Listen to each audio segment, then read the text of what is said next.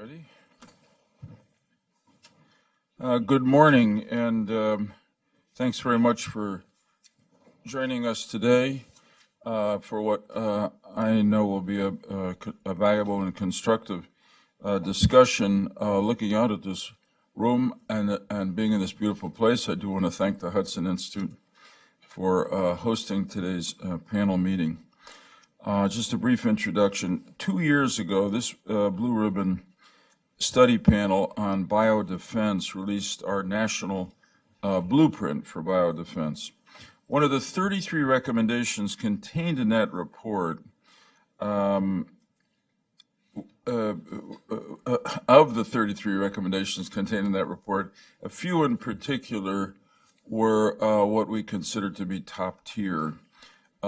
Really important to us was our recommendation that there be a clear central authority to collaborate and get the most out of all of the efforts that were going on in the general area of biodefense in our government. And we recommended that, we think uniquely, and we still think correctly, that the Office of the Vice President, because of its centrality, its credibility, its power, be that coordinator.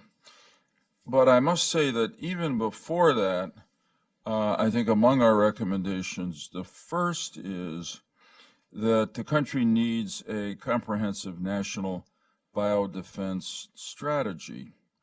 You need to know where you're going, whether you have somebody who's empowered to take you there or not. And we wanted that strategy to accomplish two things: to clarify our mission, objectives, and goals for biodefense, and to take all the other strategies, relevant, most of them, and policy documents that are out there already from separate places in our government and outside the government, and put them under one umbrella. So we really had a national strategy on biodefense. Congress agreed, and I think we on the panel feel really good about that, because we swore to each other as this kind of investigative study panel always does, but doesn't always happen, that this was not going to be just another report that was going to be produced and dropped into a file cabinet somewhere. At the end of last year, Congress passed legislation requiring a national biodefense strategy that was part of the National Defense Authorization Act. We are very glad to hear that the administration, the federal government, has been developing this strategy, and also pleased to hear that it will be issued soon. We commend the White House, Rear Admiral Ziemer, who is with us today, for taking charge of developing the strategy and its implementation plan. Admiral, we're well familiar with your extraordinary background and appreciate the understanding and experience that you bring to the biological challenge, both terrorist and natural, in terms of infectious disease epidemics or pandemics, challenge to our health and security. We thank you for your efforts, for instance, in leading the President's malaria initiative and making a real difference in combating that deadly disease. Today we're going to look at and ask for your thoughts and perspective, Ms. Holz, on the biological threat, the priority you place on biodefense, efforts to address your concerns. So again, thanks for joining us. With that, we've had a great panel. Small, but very high quality. Is that always the case? 6 members. My leader forever, as former Senator Tom Daschle, former Secretary Donna Shalala, have been a great public servant, and Governor Ridge, Secretary Ridge, Homeland Security Advisor Ridge, just can't hold a job. Great American Ridge. So Welcome, everyone. It's great to have you here this morning. Thank you very much. And to our friends at the Hudson Institute, listen, we continue to enjoy your generous hospitality, and we very much appreciate your continued support. You've worked with us through those very early stages as we built the blueprint, and we're thrilled to be associated with you as we try to deliver on the strategy, the plans, and execute the very specific recommendations we made within the blueprint. As Senator Lieber noted, the National Biodefense Strategy is a matter of particular interest to our panel. It's probably one of our top 3 priorities. And I must tell you, Admiral, how grateful that all of us are that you noted in that private conversation. Y'all could have heard me without that mic on, right? Yes, definitely. Very good. Well, I'll put it on anyhow. That was one of the first documents that you reviewed as you assumed this position in the White House, where you serve as the Senior Director for Global Health Security and Biothreats in the National Security Council. I must tell you, everyone in the audience, I don't have time to read the Admiral's background, but let's say he's had multiple responsibilities in DOD. He's been involved in global health, but as a Vietnam veteran, I appreciate the fact that he had 500 plus combat missions. And we're grateful for his continued service to our country. It's really rather remarkable, and we're glad to have you with us. We also want to welcome you, Andrea. Again, this is an amazing background for Andrea Hall, will be joining him. She's been working with weapons of mass destruction for several administrations, Republicans and Democrats, because it's when you're dealing with WMD, whether it's nuclear, biological, whatever, it's apolitical. It's a problem, and you got to try to address it in a meaningful way. We're delighted to have you with us as well. I want to go back to the comments I made about the strategy. We think it's absolutely essential if we're going to successfully defend this country against biological threats, whether they are natural occurring, accidental, or imposed on us by a nation state or terrorist organizations. And we made these recommendations to have a strategy, and we're glad to see it. Both Congress and the administration are serious about taking it up. You hear what I said? I said both Congress and the administration are serious about this effort. That's not something we view as a common occurrence these days, but we're grateful it's universal around this particular initiative. But strategy itself is just the first step. Of course, the strategy is only as effective as its implementation. Biodefense responsibilities are dispersed throughout the federal government. In every federal department, at least 6 independent agencies and 1 independent institution. For the strategy to be successful, and it will be successful, particularly if they execute on the strategy that the General and Andrea are building, these departments need more guidance, leadership, coordination, and oversight. So today we'll discuss some things the administration should consider as it goes about finalizing the strategy and populating its implementation plan. Admiral, we welcome your thoughts on the biological threat and how the public and private sectors can work together to address it. Thereafter, we will be joined by Representative Jim Langevin, who will provide a congressional perspective as well. I also want to thank all our additional speakers who will appear before us today. We look forward to a very productive meeting. I want to ask my colleagues if they have any introductory comments. Secretary Slade? Tom, I would just say, both our co-chairs have spoken so eloquently. There's little else to add, but just for emphasis, number one, thank you both for your service. We are so grateful that you're committed to your country to the level you have shown in so many different iterations, and we're especially appreciative of your willingness to come today. I think we have 3 fundamental challenges. What is the best policy? What is the best organization? And how do we make it a priority? And if we could answer those 3 questions through our work over the next months and working together, and as Governor Ridge noted, this is not just an administration challenge, it's a congressional challenge. And we have an opportunity, I think, to be catalysts and moving forward on all 3 of those levels, and I look forward to working with you to make that happen. Thank you. Thanks, Tom. That was really well said. I appreciate it. Admiral Ziemer, it's all yours.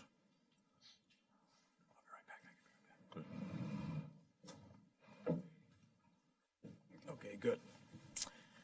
Secretary Shalala, Governor Ridge, Senator Lieberman, and Senator Daschle, thanks. It's really a privilege to be here and with you, Andrea Hall, to spend a few minutes with you.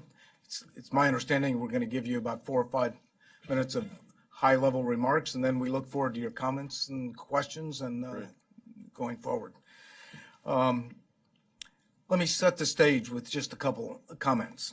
Biodefense and protecting the American people from those biological threats is a priority for the Trump administration. The administration understands that biological risks are real and has prioritized that as a serious priority. Thanks for underlining the word priority. It's number 3 on your list. It ought to be at the top. So not only is it a priority at the Oval Office, but our Homeland Security Advisor, Mr. Tom Bossert, has made it a top priority, as well as General McMaster. So we're in good company in terms of a national priority and recognition of what this issue is all about.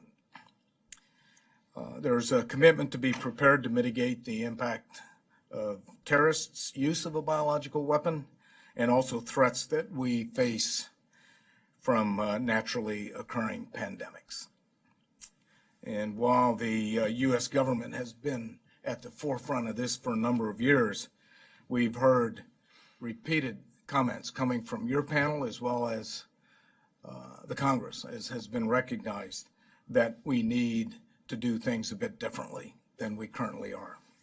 So in this context, the administration has made it a priority to write, approve, and implement a national biodefense strategy. We've learned an awful lot since 9/11, Ebola, and the most recent Zika epidemics that affected us here in the Americas. So with everything else going on in Washington, D.C. these days, we're all reminded how important it is to have forward-looking conversations like you have convened today, and it's a real privilege for me to be here. We know we can't predict the future or when the next incident or pandemic will arrive. Everyone gathered here today knows it's not if, but when. And so we must have a strategy. We must have clear objectives. We must have clear sub-objectives. We need to identify those, prioritize them, and have the resources so that we can implement the plan, the response plan. We all acknowledge at the NSC and the White House the status quo will not get us where we need to go. And we have to adapt our approach to stay ahead of the evolving threats. We all know, again, in this room, that they're changing and they're accelerating each day. It's pretty hard to get our arms around them. By threat, our strategy will define a threat to encompass naturally occurring, accidental, and deliberate biological threats that affect national security of the United States. By target, we will address threats that are directed to humans, us, plants, animals, and the environment. It's a little bit broader than it was before. By geography, it'll deal with incidents both here in the United States and abroad, not counting the DoD presence overseas. I'm told we have about 10 million Americans overseas. So the strategy will blur the domestic and the international line appropriately, and I think that's welcome.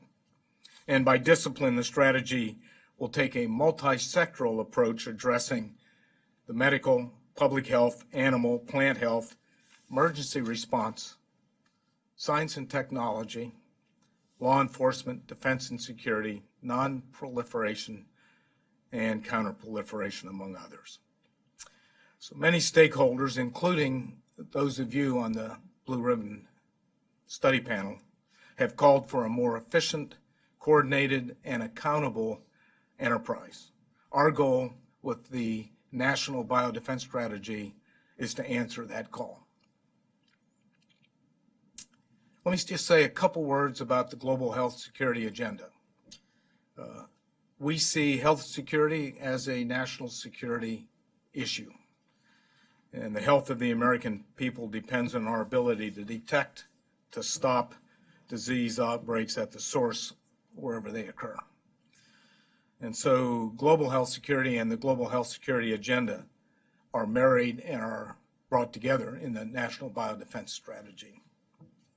I just came back from Uganda, leading the U.S. delegation of where 41 countries, non-governmental stakeholders came together and agreed to extend the global health security agenda another 5 years. An awful lot of work has been done on the global scene to identify, prevent, and address the next outbreak or pandemic. While work has been done, there's an awful lot of work that needs to be done, and that's why we unanimously agreed to extend it.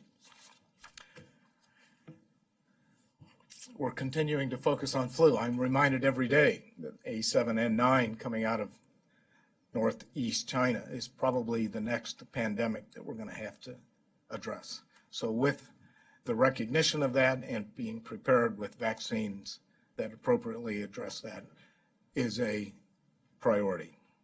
Can I interrupt you there, Admiral, with apologies? What's the status of that now, that Chinese, is it a flu? It is the flu, yes, sir. Yeah. It is the avian, it's a transfer from fowl to human and then human to human. Right. And what we're seeing right now is CDC and our technicians are tracking that carefully. We've seen 5 waves of outbreaks. Yeah. We are now starting the 6th, and each wave seems to be getting a little bit more intense and concerning.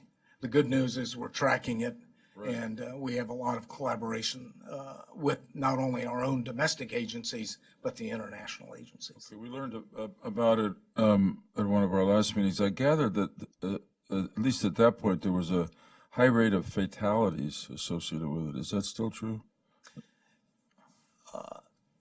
I don't have the figures, Yeah. Senator, on what the rate is, but they have it specifically and they monitor that. The real concern is the human to human transfer and then having it jump on the next airplane and then we lose control. Absolutely. Okay, thanks. So the new biodefense strategy will be broader, will encompass all of these threats and risks.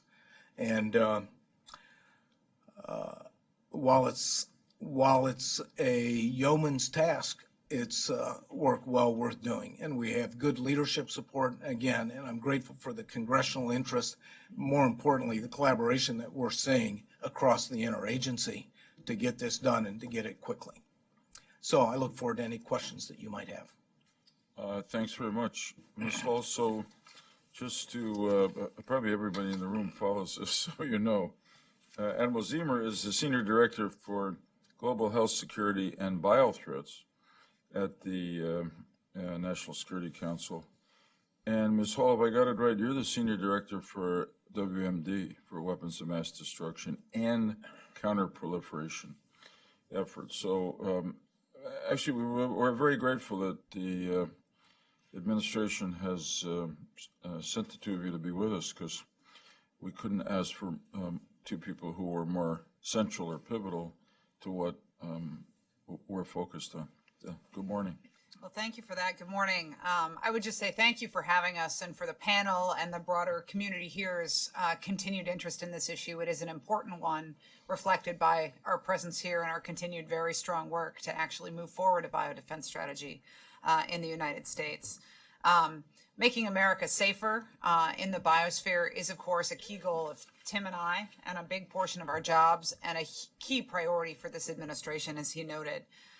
One of the great privileges, as you all know, of serving in the government is the opportunity to learn from people, both public and private, inside and outside of government. And so conversations like this one, I think, are incredibly valuable for us, and a really great privilege for us to be able to understand what your concerns are and the broader concerns, so we can bring them back and continue to work as well back within the administration.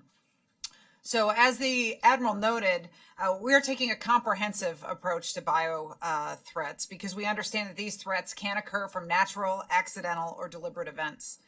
In addition to the preparedness for naturally occurring disease that you heard from Tim, the National Biodefense Strategy will help the United States focus our efforts to prepare for deliberate biological threats. And when we think about that, and within my portfolio are both state threats and non-state threats. The 2001 anthrax attacks demonstrated the impacts of a deliberate incident on our health, our economy, and our national security, and we truly remain concerned about the risks of bioterrorism. In contrast to chemical or nuclear materials, we know that biological material is unique in that it's ubiquitous and can be self-propagating, sometimes very rapidly. Pathogens are, of course, found all over the world, including in the environment, in animal reservoirs, and in laboratories. And so again, the panel's recommendations to focus across all of those spectra is well appreciated as well within the administration. We also know that access to biological material is not a steady state or static issue. As we saw with the tragic Ebola outbreak in West Africa, a natural outbreak can quickly lead to not only a public health crisis, but also a biosecurity vulnerability as we respond to that health crisis and take thousands of samples, which then present their own vulnerability. We need innovative and nimble programs to counter these evolving threats, and we need an awareness that drives those working in the biological fields to action. Securing biological material, as we know, is not easy. These materials are necessary in medicine, agriculture, research and development, and a vast range of other industries, making them impossible to completely control. To address these issues, the U.S. government supports threat reduction policies and programs that seek to deny terrorists access to dangerous biological material that could, of course, be exploited to develop a biological weapon. We feel strongly that we must maintain specific programs focused on and dedicated to strengthening international biosafety and biosecurity. The U.S. invests millions of dollars each year to strengthen biosecurity, and these programs are recognized as being both strong and innovative, working cooperatively in some of the most difficult operational areas in the world to consolidate and secure biological material. The U.S. government will continue to work collaboratively with partner countries to reduce biological threats, as evidenced by Tim's leadership last week in Uganda. We all understand that after a biological incident, we may not know for some time if this incident was accidental or intentional, or if it was part of a natural outbreak, perhaps a laboratory accident. So we advance policies that strengthen multi-sectoral collaboration for effective prevention, detection, and response to biological incidents in the United States. Furthermore, it's vital that health, security, and crisis response professionals be synchronized and have the resources they need to respond to biological incidents quickly, especially during bioterrorism events. It's critical that any information about a biological incident is shared rapidly during an event to maximize our effectiveness and to mitigate any associated risks that might otherwise occur. Rapid recognition and identification of deliberate incidents, paired with these mitigation efforts, are also key to deterring future attacks. If we can make clear that those that seek to use biological threats to do us harm will not be successful, we can show them that this path is not worth their effort. Although we approach biological threats from different angles, Tim and I work side by side, quite literally and figuratively. Our offices are right next to each other. And we work closely with our interagency counterparts in our joint efforts to reduce biological threats. We're also working closely with colleagues in emergency management who focus on the response aspects to biological incidents. And so we understand this is a full spectrum response that we need to be able to move efficiently and work together on. And so finally, I'll mention one additional area of interest to us. I have heard some experts say that we're on the cusp of a turning point in the biological revolution, which will bring exciting technologies and cures and also new risks and threats. Biotechnologies are now broadly accessible, and society is already beginning to see the potential for significant advances in human health and agriculture. These technologies can absolutely revolutionize science, but we must also acknowledge that they have the potential to lead to intentional misuse and unintentional outcomes, which could be just as devastating. We must understand the risks and consider them in the context of the opportunities for societal advancement. We must also remain sensitive to ensure that the public has confidence in our oversight of these issues. Over-regulating research communities and stifling innovation and scientific progress is simply not acceptable. So we're constantly looking to find ways to ensure that the risk remains low while maximizing science, technology, and innovation. And this is a place where we need to be collaborating actively between government, industry, and the private sector to do our best work. In closing, preparedness for all biological incidents, whether naturally occurring, accidental, or deliberate, is of critical importance to this administration. So we will continue to advance policies and programs to counter these biological threats. And again, thank you for the opportunity to speak here. You want to start? Okay. Thanks very much. Very helpful. So I'm going to ask you one of those questions that when I was on Capitol Hill, we love to ask, and sometimes they're helpful in understanding priorities. So I'll start with you, Admiral. In the range of biological threats we've described, which are naturally occurring threats, disease, intentional threats, terrorists, and accidental occurrences that will nonetheless cause a problem. If you were to prioritize, and I suppose I'm asking in terms of this is a measure of probability, and also I suppose consequences. How serious, broad scale would be the impact of one or the other? How would you prioritize those three elements, types of biological threat that we're talking about? Yeah, my response would be it would be biological in the infectious disease flu side. Now, the real question is, as we look at the full spectrum of risks, what are the risks? And then how do you play that out? And then what's the consequence of an incident? That's pretty hard to predict. So being prepared for the full spectrum is the goal.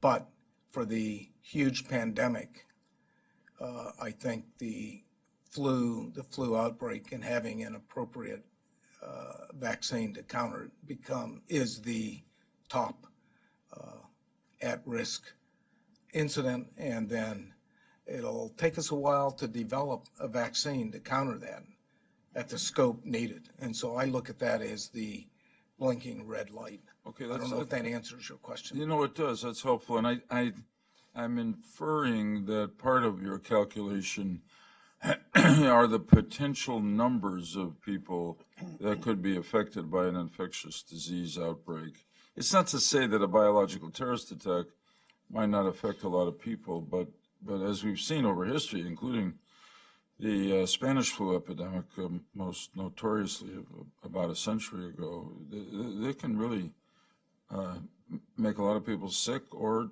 end their lives. When you look at the economic impact and then the impact on just the human response side, a uncontrolled epidemic becomes a political risk, a human risk, and then it just destabilizes everything. Right. We know that from experience. The real goal is to get out ahead, to first of all, to identify it, and then minimize the spread, and then accelerate the antidote to deal with it. So if we have a virus that is unidentified but is spreading, the sooner we get that to the labs, develop the vaccine, and that'll be a 4 to 6 month time period. So if we can compress that I think is where we need to focus. I agree. Ms. Hall, let me ask you this, also priorities. You're the senior director for WMD. It's one priorities, but to some extent, I must say I myself am surprised and grateful that we haven't been targeted by terrorists with a biological attack since 2001. Is this a clear and present danger to our country? So I think the terrorist threat, as we can see as we watch ISIS, the Taliban, Al-Qaeda, as we look at all of these different threats that are out there in the non-state sphere, I think we have to recognize that those threats are constantly evolving. And so I would love to say that we know what the next 4 threats are going to be, but quite frankly, we don't.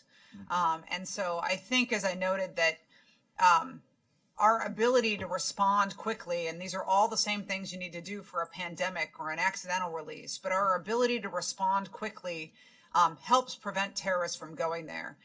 It also requires to be very good at getting the kinds of biological threats, biological terrorist events that would be most devastating. It requires expertise and holding space over time, right? This is one of the critical things about the campaign against ISIS right now is we have to get them out of the territory where they can hold and be comfortable and continue to evolve in ways that will even more seriously affect American interests, right? I think that's where we need to be as we look with bio or other terrorist WMD threats, is we need to not give them the time to develop and innovate in the ways that will be most damaging to us. Because of course, the spectrum that terrorists can get to with even biological WMD threats is very significant. They can be, you could use a biological weapon in a very inefficient way and do very little, health consequence damage. It still could be emotional or societal damage, or they can be the same things that end up in the sphere of a pandemic. And we have to make sure that they just don't have the opportunity to do that. Good. Well, one last question. As you know, I'm sure, in the National Defense Authorization Act, the deadline for presentation of the National Biodefense Strategy just recently passed. I'm saying for myself, and I think that everybody on the panel agrees, we're not going to raise our voices and chastise you for that, because we know you're focused on it, we know you're working on it, and we'd obviously rather it be a thoughtful and comprehensive document. But I cannot resist asking what time frame we're working in and when you hope to have the National Biodefense Strategy presented to us. 24th September was emblazoned on my mind. Right.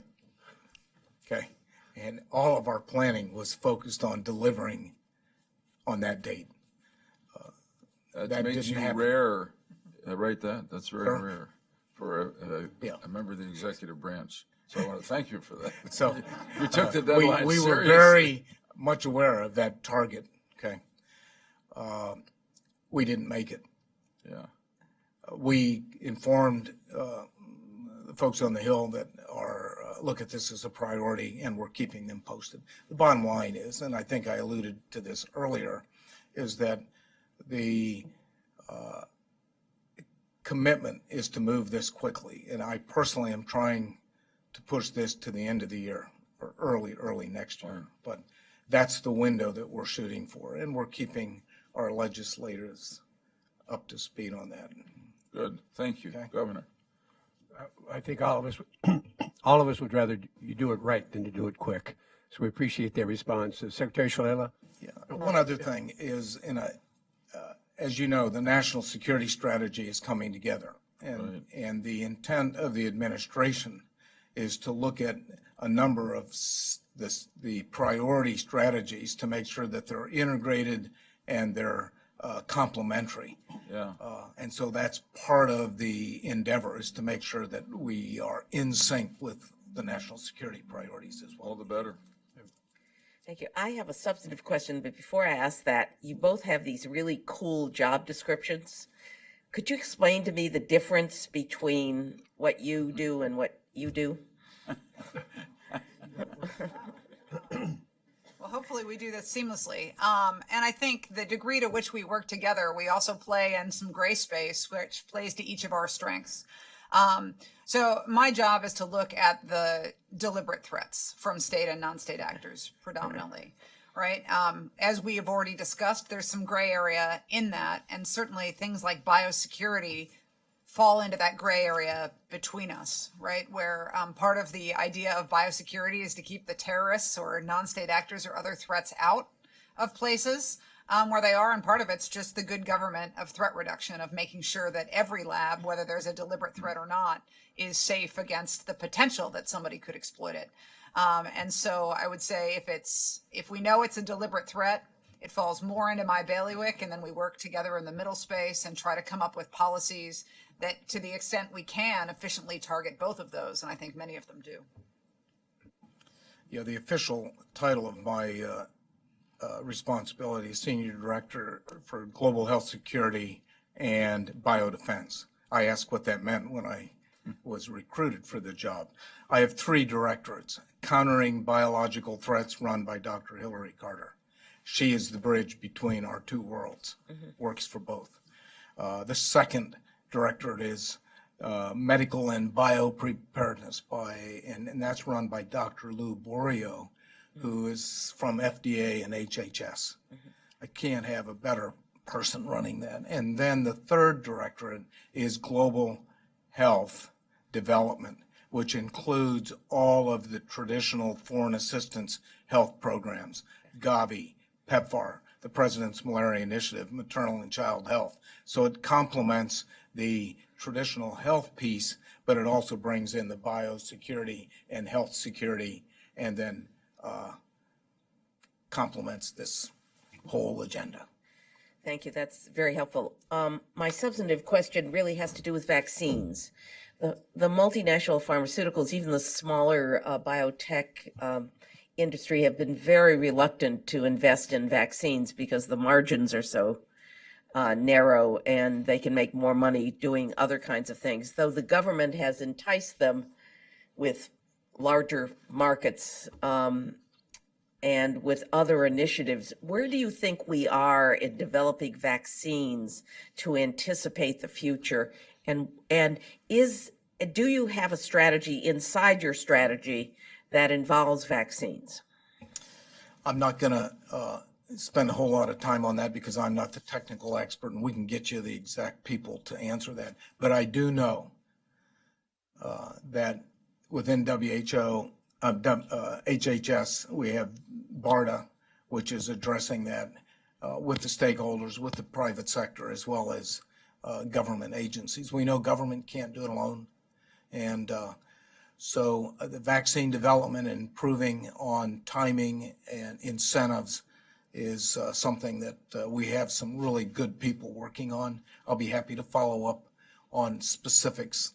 Is that going to be part of the strategy, though, to the development of vaccines and anticipating the future? We know we have agencies that are working on that, but is that a critical, from your point of view, a critical part of the strategy in terms of combating some of these biological threats?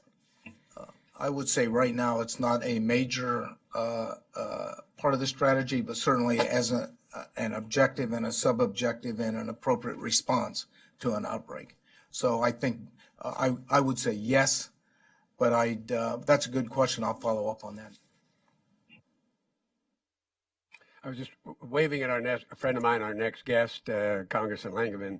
Senator Daschle? I'll be brief. Just to follow up on Secretary Salela's question, part of the key, I think, to ensuring that we maximize the opportunity for science, especially in innovation, as you both so eloquently addressed this morning, is multi-year funding, is a commitment to multi-year funding, to send the signal to the scientists and the pharmaceutical developers that they can plan, that they can have some confidence that there's something beyond just the next 1 year approach to things. Has that been part of the discussion, and can you elaborate at all as to how you look budgetarily at the development of medical countermeasures? I can't go into a lot of detail, but the Bioshield program fared very well with the insight and the vision of setting up the fund. The process of that has changed. We're in discussion right now to make sure that the national requirements are understood and that there are the incentives there to avoid a market failure, if you will, where we don't have the market and the incentive for the private sector to produce what's needed. So that is, the awareness of that is very, very high. Folks are working on that. Well,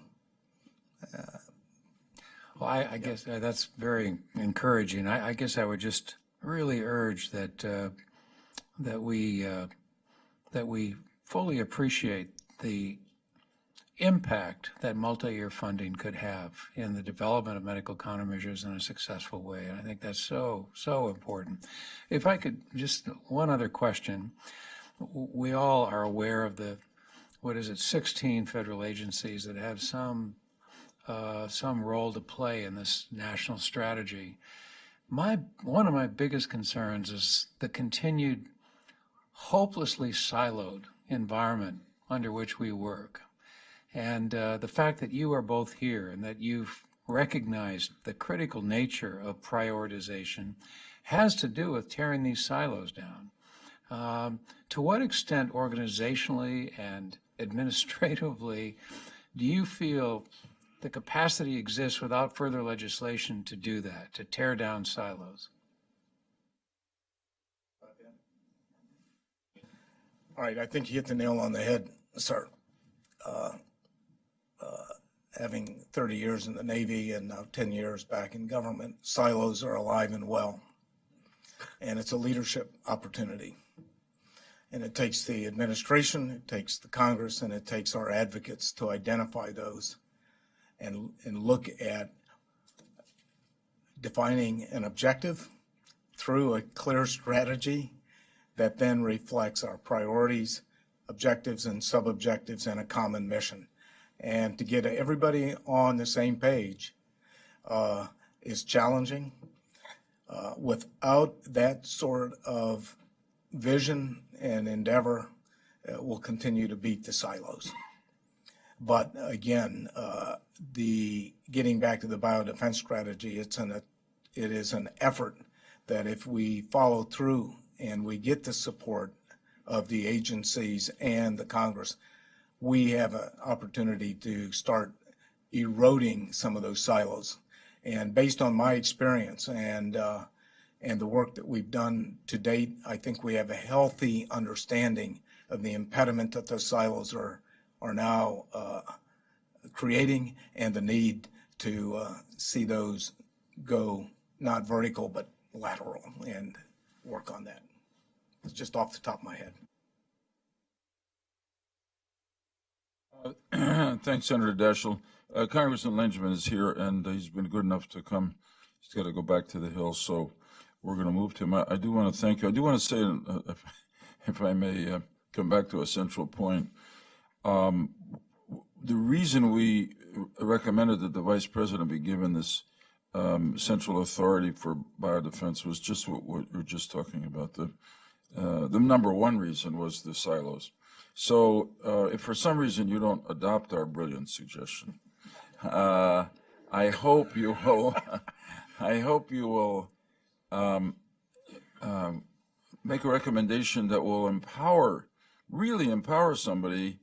Let's say in the NSC, let's say a retired admiral with a distinguished record of service to our country, to really break down those silos, because those.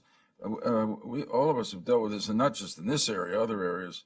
Silos are resistant. They don't want to go down, or the people who are inside them don't want them to come down. So I appreciate that. I want to thank you very much for your service. I think we've had a good discussion. You know what's on our mind. We know what you're up to. We appreciate it.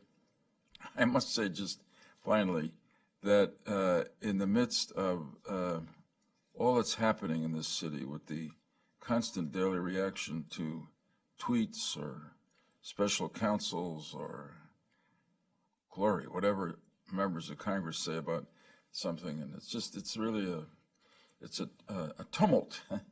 It is really quite reassuring to see, to me, that the government is still working, and people like you are at work trying to get ahead of a real threat to the security and health of the American people. So I want to thank you for that. 30 seconds. Tom, please. Sir. I just want to echo the Senator's comments. The fact that this administration and you two personally, the first meeting we have this year, the Blue Ribbon meeting, are here, and that it has at least caught the attention of not everybody in the White House, but critical people in the White House, and that you've embraced the report. You view it as a part of the architecture. At least you've tried to embed some of the recommendations and embrace them already. And so we're grateful for that because we're only going to break down those silos if there are people in the White House who get access to the funding, OMB, who oversee the rest of the executive branch, cabinet agency, cabinet agency, cabinet agency, so they can reach down and say, remember the strategy? Well, there were lines in the road, and you're going in the ditch, and you better get that back down the road. And so we're very grateful. It's very, very, to the senator's point, this is very, very grateful. And I also think it's very appropriate, and I want to, you both have extraordinary records of public service. It's a noble and worthy cause. This is a serious threat, and we're delighted to have people with a record of service and the commitment to dealing with this as a threat to both national security and economic security on top of it. On behalf of the panel, we thank you very, very much. Yeah, Governor, I share that view, but I would also point out that the silos exist both in Congress as well as. Oh, well, you're talking to former Secretary of Homeland Security. They got plenty of them. But thank you for your service. Notice the silence on this end of the table. I would have had some senators helping me along. No, the way, we tried. but I actually did. We I tried. actually did. but- I actually did. Thank you so very Thanks much. very much. Have a good day. Good day. Godspeed Thank in your you. work. Congressman, we welcome you.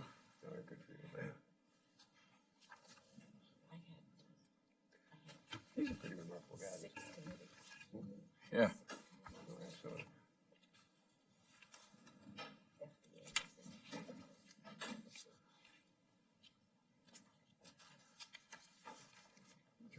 Yep. Yeah, go right ahead, sure, please. For those of you who noticed my gesture that way toward the exit sign, it wasn't a goodbye, it was hello to a friend, Congressman James Langevin. We're delighted. He's here for many, many reasons. One, he's been so involved with this effort of on the blueprint from day one, number one. Number two, he has very critical positions both on armed services and homeland security. And three, he walked point for us in the legislature around a measure that was passed into law to give us, to insist that the administration come up with a strategy. And we're grateful for your leadership. Your Republican colleague, Congressman Wilson, couldn't join us, but we're very appreciative of the considerable effort you've made throughout this effort. And we're going to be calling you in the future to make sure that once we develop the strategy, that Congress and others help keep, that you help keep your friends in Congress and the White House in line. Congressman, welcome and thank you. Fair enough, Governor. Thank you very much for the welcome. It's great to see old friends here. I thank each of you for serving on the panel, but also, especially for your commitment over many years to public service and to our nation. So I thank you for that. It's great to see you all again. And I want to begin by give you Congressman Wilson's regards. He apologizes that he can't be here as well, but he and I have certainly worked on these issues over the years, as you pointed out, Governor. And I have been a big fan of the Blue Ribbon Study Panel on biodefense. Is it? You got it on? Very good. Yep. Yeah, can you all hear? Is it coming across okay? Yes, sir. Yeah, I hesitate to say it, but you're wired. Very good.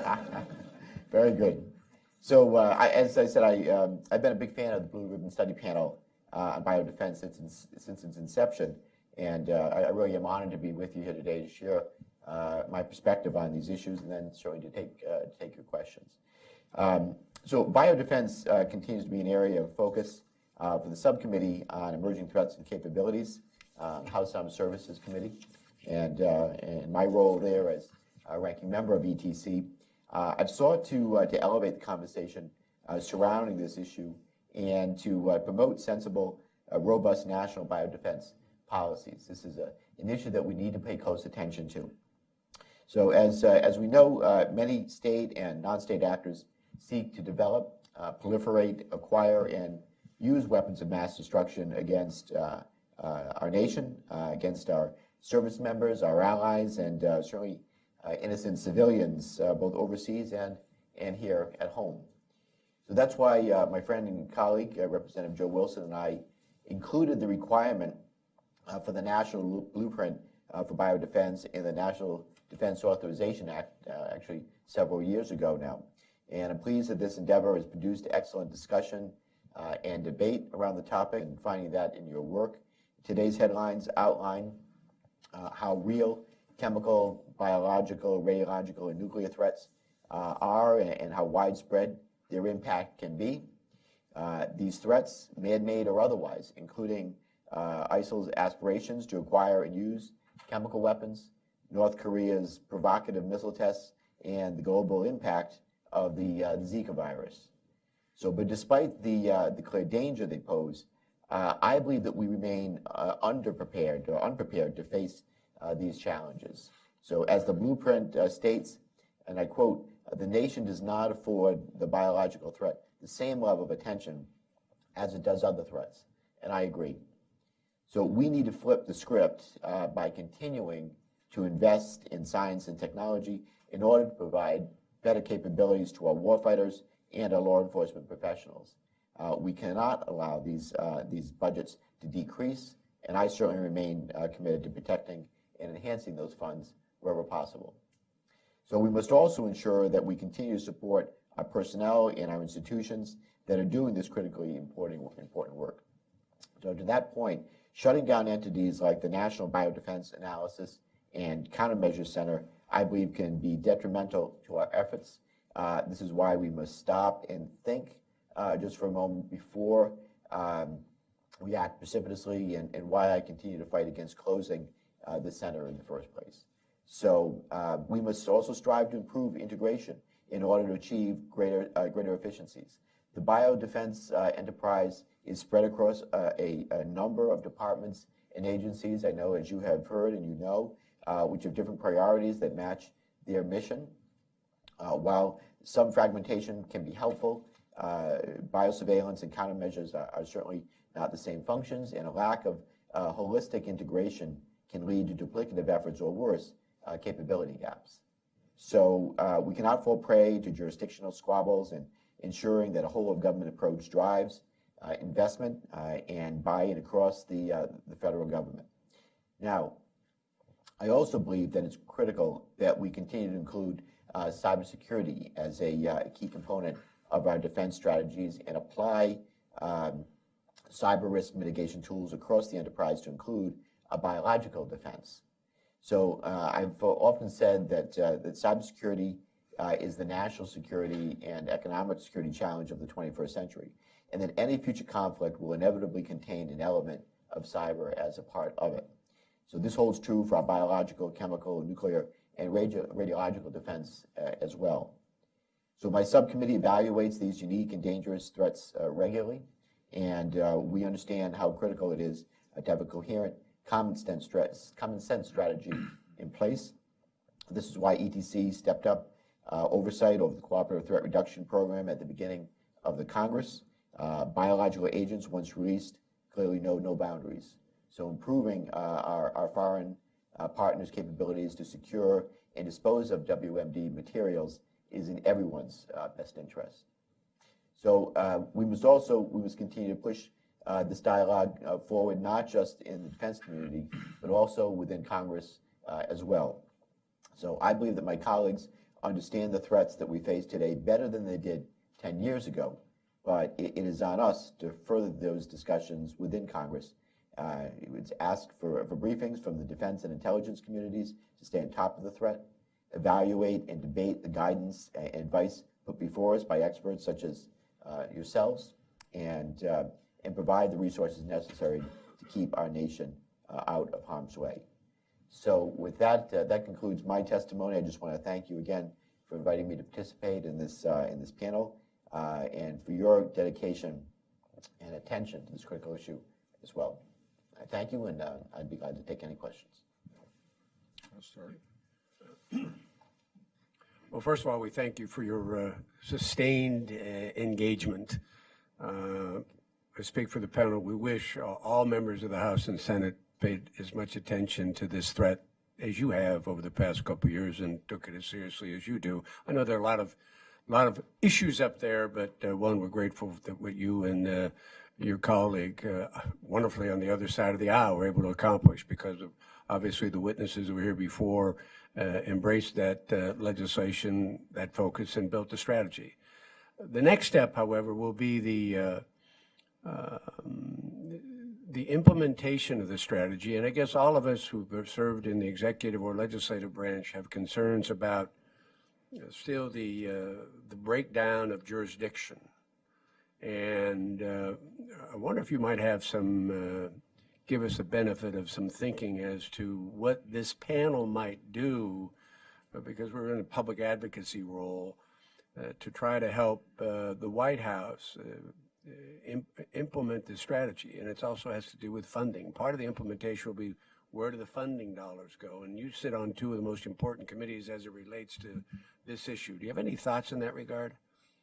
Sure. Well, certainly the work product, I believe, will speak for itself, but having experts like yourselves being out there and continue to provide continued focus on the topic and getting the word out, educating members and staff, through briefings and the hearings that we can request and hold on the Hill, that'll be an important part of the effort. And then making sure that obviously budgets match the strategy. That we can't just spend all this time and effort and this focus on a critically important topic to our nation and our allies and our forces, and then not properly fund the implementation of it. So we hear a lot about breaking down of silos, and that does apply to Congress as well, as we well know. And we've got to do a better job of coordinating and making sure that we have sustained focus on the topic and then implement it. Well, I think your leadership in around the insistence that they start with a strategy, a blueprint. Presumably you thought that was very important. Before you build a house, you better have a blueprint, right?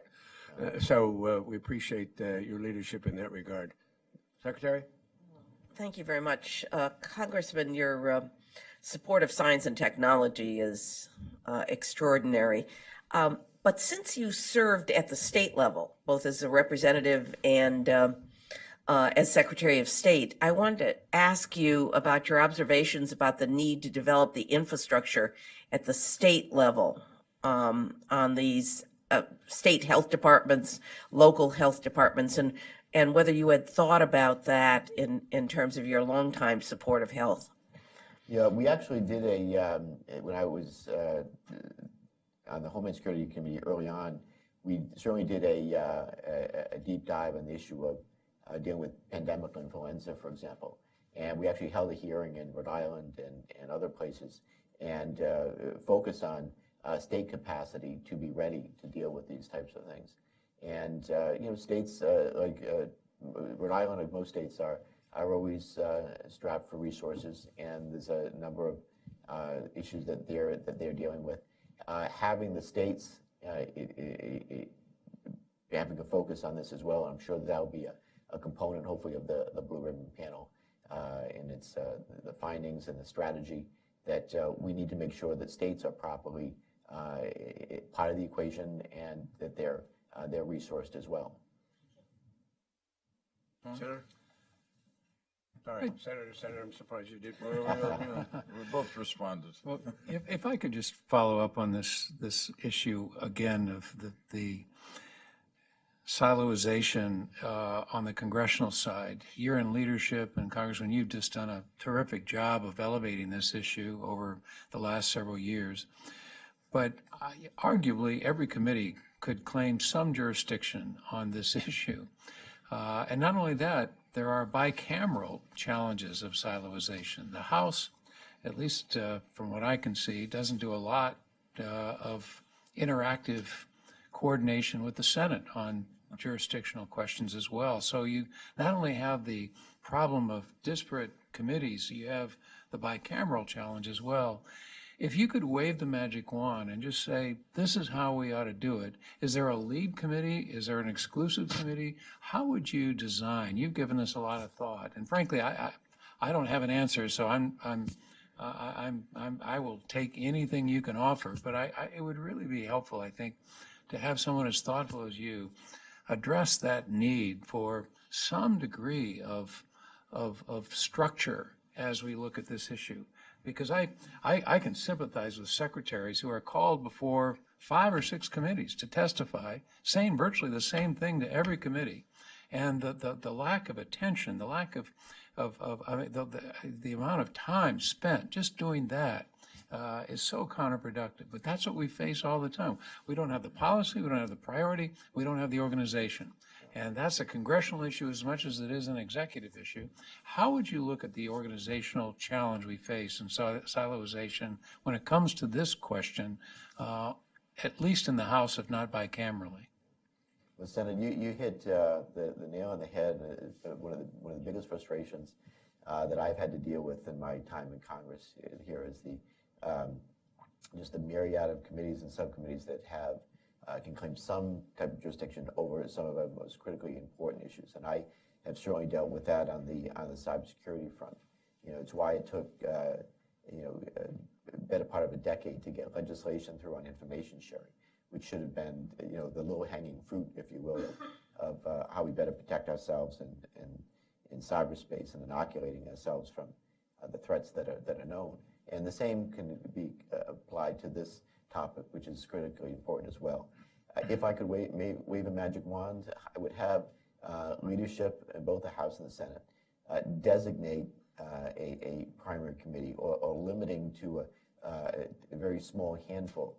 And I say, one or two on each side of the Congress, and not allow the other committees to claim, sequential referral and just bring the process so much to a crawl that it's almost to a halt. So that's what I would do if I had my way, and I will certainly look for those opportunities to have that streamlining done. But it really is in many ways a leadership issue that if the Speaker were to designate just a couple of one or two committees, and then again the relevant subcommittees within those two committees, I think we'd get proper oversight and we'd have the process streamlined. And that I think that can apply to a whole bunch of topics. I understand that the founding fathers set up our process to be slow and deliberative, and so only the best ideas move to the top. But the downside of that, of course, is that when you have a critical national security issue like this, the bad guys aren't standing still, and they're not necessarily dealing with sequential referral. They're plowing ahead, trying to do us harm, and we've got to get better organized. And I think streamlining would be a major way to do that. Thanks, Tom. Briefly, I'm just remembering with Daschle next to me, when this is a good news, bad news story. When the 9/11 Commission reported, its report really covered so many different parts of the government that there were many committees in the Senate that could claim jurisdiction for parts of the report. Senator Daschle and Senator Frist made a tough decision, which was that if anything was going to get done, they would ask us and Senator Collins and me in the then called the Governmental Affairs Committee, later Homeland Security and Governmental Affairs, to take this on. We would consult with the other committees where relevant, but to take it on. It happened that we did, under the rules, have responsibility for the organization or reorganization of government, but that was a basis. Anyway, it was a real leadership decision, to make your point. So we had some tough discussions, came out with a report. Really, I'm proud to say, thanks to everybody, including the two leaders, an extraordinary percentage of the recommendations were adopted.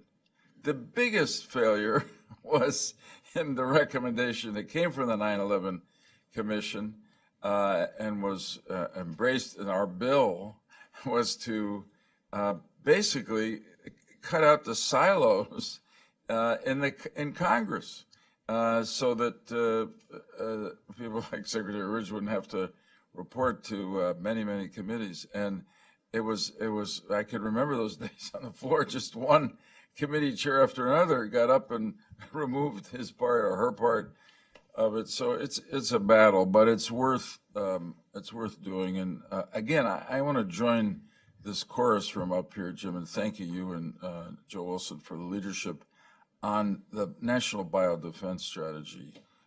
We think in our report, obviously, that it's the first step that had to be taken.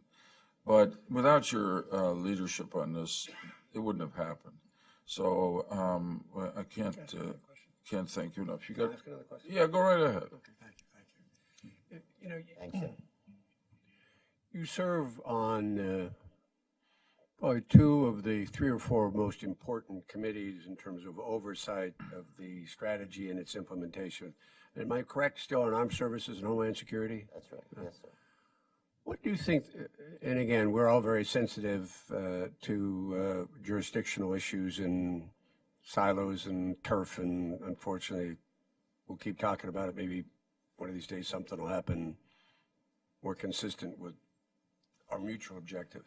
But how difficult will it be, because you are now recognized as a leader in this space, you and Representative Wilson, on this particular issue, to hold at least joint committee hearings so that the information available is more broadly disseminated, and you actually use Congress and the vehicle of joint committee hearings to send a signal to your colleagues on the Hill, but also to the executive branch, that this collaboration, it's just the beginning of the kind of collaboration we expect to see from the executive branch, but also from the legislative branch as well.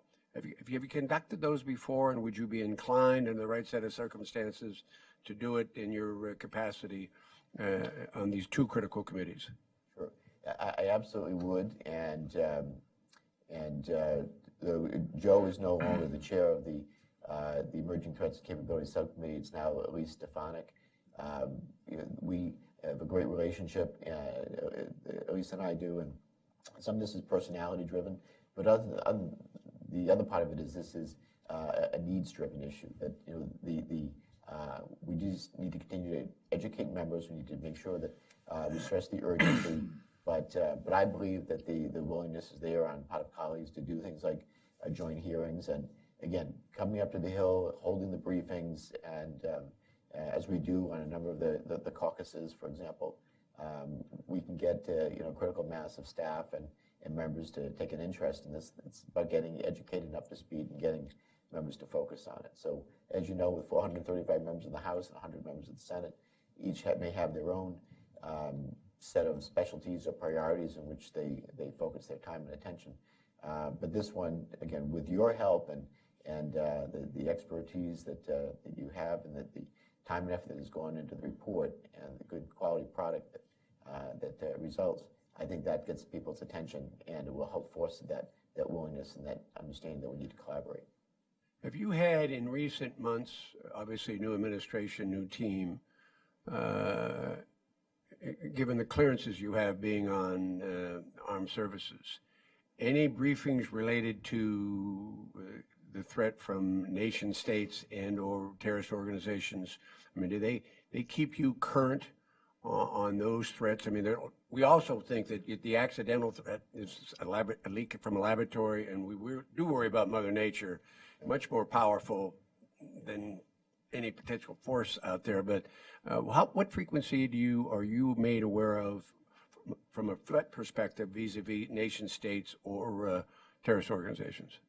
Both. We get those both in. A lot of them are classified sessions. Right, of course. I'm not asking you to divulge anything. I just want to know how frequently you communicate with you.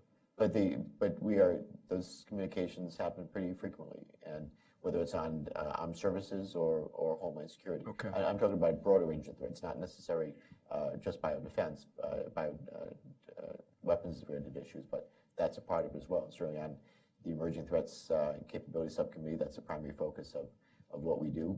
Again, frequently hearing from, since we oversee SOCOM and JSOC, that we get both staff and members are briefed pretty regularly on the emerging threats that our nation faces. I used to sleep a lot better at night before I have this job, by the way. Thank you. Congressman, let me ask you one more question, and we'll let you go back to the Hill with a lot of thanks for coming up.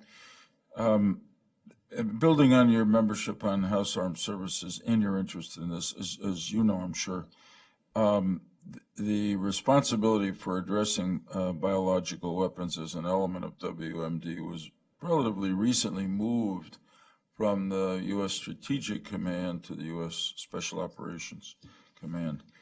I wonder what you thought about that move to some extent, how you see what happened, and to what extent, as part of a national biodefense strategy, we ought to be doing more to support the special operators in this new responsibility.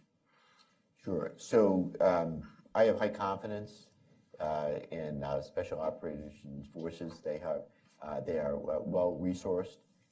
They're very well trained, and the dedication of the people is second to none. I supported the move. It was the right move and the right time, and they're still adapting to their new responsibilities, if you will. But I had General Thomason, the head of Special Operations Command, before us in a meeting recently, and asked the question there: how is the transition going? Are they properly resourced?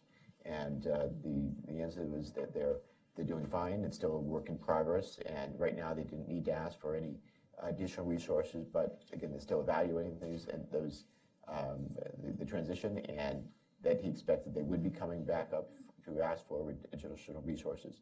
And we're going to give them the support that they need. But they're on the pointy tip of the spear, doing some of the most dangerous work and the challenges that facing our country.